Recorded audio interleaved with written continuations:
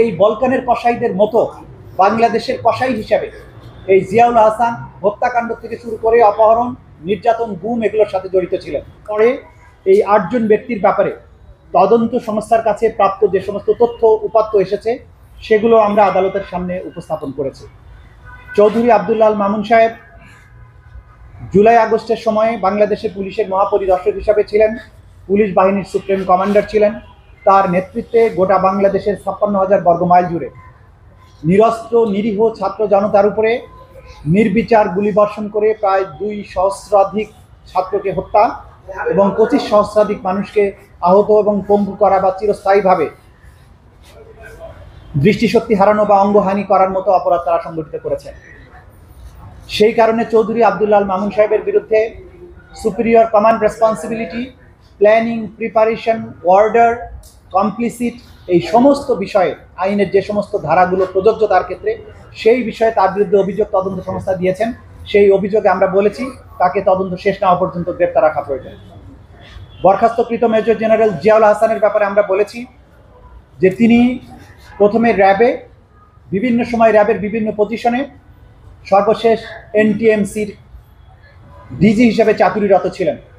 তিনি বাংলাদেশের গুম, এনফোর্সড ডিসঅ্যাপিয়ারেন্স এবং এই গুমের পরে নিয়ে গিয়ে তাদেরকে যে পৈশাচিক অত্যাচার, তারপরে হত্যা করে লাশ বিভিন্ন জায়গায় ডিসপোজাল করে দেয়া, এই কালচারের জনক হচ্ছেন তিনি। তিনি বিভিন্ন সময়ে এই আওয়ামী লীগ সরকারের আমলে যারা বিরোধী দলের থেকে কথা বলার চেষ্টা করেছে, ভয়েস রেজ করার চেষ্টা করেছে, তাদেরকে একের পর এক পরিকল্পিতভাবে অপহরণ করেছেন, গুম করেছেন, বছরের পর বছর আটকে রেখেছেন।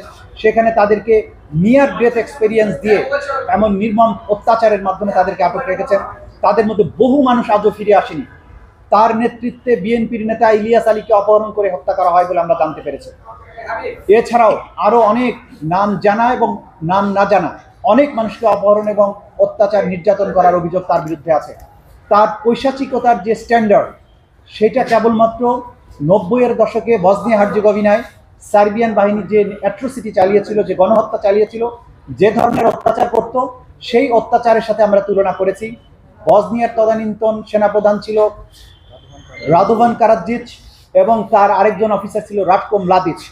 তারা যে ধরনের, তাদেরকে বলা হতো বলকানের কসাই বলা হতো তাদেরকে। আমাদের এই বলকানের কসাইদের মতো বাংলাদেশের কসাই হিসাবে এই জিয়াউল হাসান হত্যাকাণ্ড থেকে শুরু করে অপহরণ, নির্যাতন, গুম এগুলোর সাথে জড়িত ছিলেন। তার বিরুদ্ধে সুস্পষ্ট অভিযোগ এসেছে। তার বিরুদ্ধে জুলাই আগস্টের যে গণহত্যা এবং মানবতা বিরোধী অপরাধ, তার বাইরেও বিগত সরকারের পুরো সময় জুড়ে বিভিন্ন সময় তার দায়িত্ব পালনকালীন সময়ে যত গুম হয়েছে সব গুমের অভিযোগের তীরটি তার বিরুদ্ধে গিয়েছে।